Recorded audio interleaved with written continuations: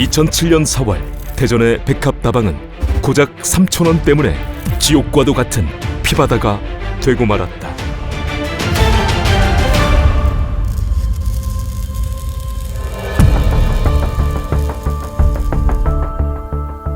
(2007년 4월 15일) 일요일 오전 8시 대전 신탄진동.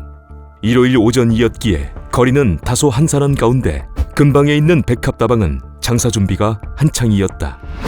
백합다방의 종업원 최 씨는 먼저 나와 다방의 내부 청소를 마친 뒤 외부 청소를 위해 밖으로 나갔고, 그러던 8시 45분경 갑자기 한 남성이 다방 안으로 들어오더니 다짜고짜 카운터로 향해 금고에서 3만 원 정도의 현금을 빼냈다.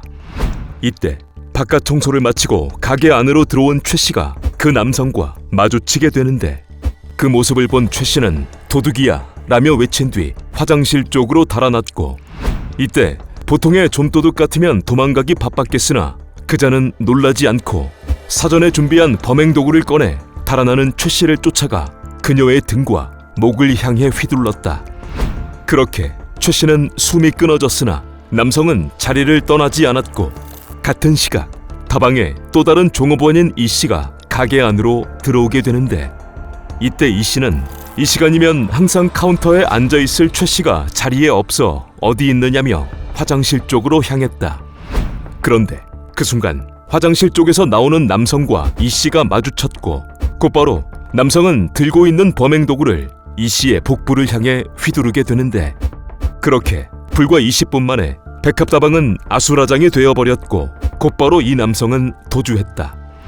이후 한 주민의 신고로 경찰과 구급대가 현장에 도착했고, 이 씨는 곧바로 인근 병원으로 옮겨졌으나 화장실에서 고무장갑을 낀 채 발견된 최 씨는 이미 숨져 있는 상태였다. 신고를 받고 출동한 경찰은 현장의 내외부를 확인한 뒤 보통 사건이 아님을 직감했고, 사건 현장에서 지문과 범행 도구를 비롯한 60여 건의 증거물을 찾아냈으나 사건과 관련이 있는 증거물은 나오지 않았고, 그때부터 50일간의 검거 작전이 시작되었다. 수사를 이어가던 경찰은 사건 당일 유일하게 범인의 얼굴을 본 피해자 이 씨를 만나 범인에 대해 물었으나 이 씨는 어렴풋이 범인의 키와 당시 상황은 기억하는 반면 충격 때문에 범인의 얼굴은 기억하지 못했다. 현장에서도 이 씨에게서도 별다른 단서를 얻지 못한 경찰은 범행 도구를 먼저 준비해온 점, 잔혹했던 현장 상황을 고려해 면식범이라고 생각한 뒤 피해자들의 친척, 주변 지인, 그리고 다방의 단골 손님들까지 300명 정도를 조사했으나 이때에도 특이점은 발견되지 않았다. 이후 경찰은 주변을 탐문하다 사건 당일 도망치는 범인을 보았다는 목격자를 찾았고, 증언을 토대로 이와 같은 몽타주를 만들게 되는데, 실제 범인의 얼굴과는 조금 달랐다고 하지만 범인은 신장 175cm가량, 검정태 안경을 쓴 30대 중후반, 짧은 머리의 남자였다.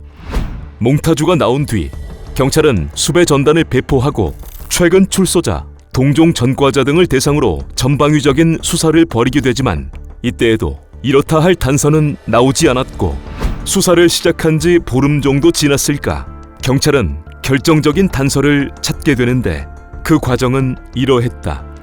경찰은 지리적 특성상 범인이 금강의 천변을 따라 도주했을 것으로 판단해 천변 일대에서 대대적인 수색을 벌였고, 그러다 사건 현장 500m 정도 떨어진 곳에서 범인이 도주하며 버린 듯한 혈흔이 묻은 휴지를 발견했다. 그리고 현장에서 1.5km 정도 떨어진 곳에서는 검은색 점퍼를 발견했고, 즉시 휴지와 점퍼에 대한 감정을 의뢰하게 되는데, 감정 결과 휴지에서는 어떤 남성의 DNA가, 점퍼에서는 처음에는 보이지 않았으나 루미놀 시약으로 검사를 하자 혈흔이 발견되었는데, 점퍼의 앞쪽에서는 휴지에서 발견된 남성의 DNA와 일치한 혈흔이, 아래쪽 혈흔에서는 피해자 최 씨의 DNA와 남성의 DNA가 함께 검출되었다. 점퍼와 휴지를 버린 자가 범인인 것이 명백한 상황. 이제 점퍼 등에서 발견된 DNA를 비교해 잡기만 하면 되기 때문에 경찰은 피해자들의 주변 인물과 동종 전과자 등 여러 사람들과 DNA를 비교해 보았으나 일치되는 사람은 나오지 않았고 또다시 수사는 난항을 겪게 된다. 그런데 이때 점포 안에서 크라비트라는 점안액이 발견되며 사건의 실마리가 풀리게 되는데, 이 약은 백내장 등의 안과 수술을 받은 이들이 염증 예방을 위해 쓰는 약이었고 의사의 처방전이 있어야 살 수 있었기 때문에 점안액을 처방받은 사람들의 명단을 확보한 뒤 점포에서 나온 DNA와 일치하는 사람을 찾아내면 범인을 잡을 수가 있는 것이었다. 하지만 당시 그 약을 처방받은 사람은 전국적으로 1900명이나 되는 상황. 막막했으나 경찰은 조건에 맞지 않는 사람들을 제외시켜가며 수사를 이어가게 되는데, 수사를 시작한 지 한 달 정도가 지났을까, 경찰은 그 무렵 국과수로부터 범인의 성씨가 오씨일 것 같다는 연락을 받게 된다. 대체 국과수는 무슨 근거로 범인이 오씨일 것이라는 말을 한 것일까? 당시 국과수 연구원들의 말에 따르면 남성만 갖고 있는 Y 염색체는 아버지에서 아들로 유전되기 때문에 범인의 Y 염색체를 분석하면 범인의 성씨를 알아낼 수 있겠다 싶어 점퍼 등에서 나온 DNA를 여러 성씨와 비교했다는 것이었고, 그 결과 오씨 성을 가진 사람들에게서만 나타나는 특징이 발견되었다는 것이었다. 이 연락을 받은 경찰은 긴가민가했으나 별다른 방법이 없었던 상황. 즉시 경찰은 용의자를 크라비트 점안액 처방자 1900명 중 오씨 성을 쓰는 사람 50명으로 압축했고, 직후 사건 현장 주변에 오씨들이 모여 사는 집성촌으로 향해 19명에게 동의를 얻어 DNA를 채취한 뒤 범인의 DNA와 대조해 보았다. 그러다 범인의 DNA와 비슷한 친척을 알게 되고, 탐문 결과 친척으로부터 과거 비슷한 사건을 저지른 조카가 있다는 말을 듣게 되는데, 그는 크라비트 점안액 처방자 명단에도 있었던 35세 오이균이라는 자였고, 친척을 통해 들은 그자의 과거는 매우 충격적이었다. 오 씨는 어린 시절 충남에서 거주해 오며 가족들의 사랑을 많이 받았으나 어린 시절부터 도벽이 심하고 학교 생활에도 적응을 못해 중학교 2학년 시절 중퇴했고, 이후에는 아버지의 농사를 도우며 지내왔다고 하는데, 그때부터 그는 성인 잡지와 영상물에 중독되어 살아왔다고 한다. 그렇게 성장한 오 씨는 17이 되는 1989년 1월 초 한 동네에 사는 69세의 노 씨를 산으로 끌고 가 몹쓸 짓을 한 뒤 숨지게 했고, 4개월 뒤인 5월 또다시 62세의 신 씨에게도 똑같은 방식의 악행을 저질렀다. 그리고 3개월 뒤 그는 동네에서 놀고 있는 7살 아이를 산으로 데려가 몹쓸 짓을 하려 했으나 아이가 울자 발각될까 싶어 숨지게 한 뒤 암장해버렸고, 결국 붙잡힌 그는 당시 소년범으로서 받을 수 있는 최고형 15년형을 선고받아 2005년에 만기 출소했다는 것이었다.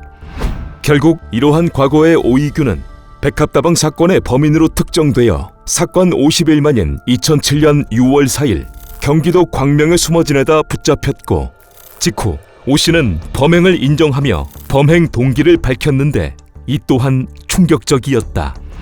그는 범행 전날인 2007년 4월 14일 충북에 있는 아버지 묘소에 들렸다가 서울로 가려 했으나 기차 시간이 많이 남아있는 것을 보고는 근처의 성인 오락실로 향해 시간을 보냈고, 그러다 차비까지 몽땅 써버린 그는 고작 차비 3,000원을 구하기 위해 이러한 악행을 저질렀던 것이었다. 2007년 4월 고작 3,000원 때문에 2명을 숨지게 한 오이균.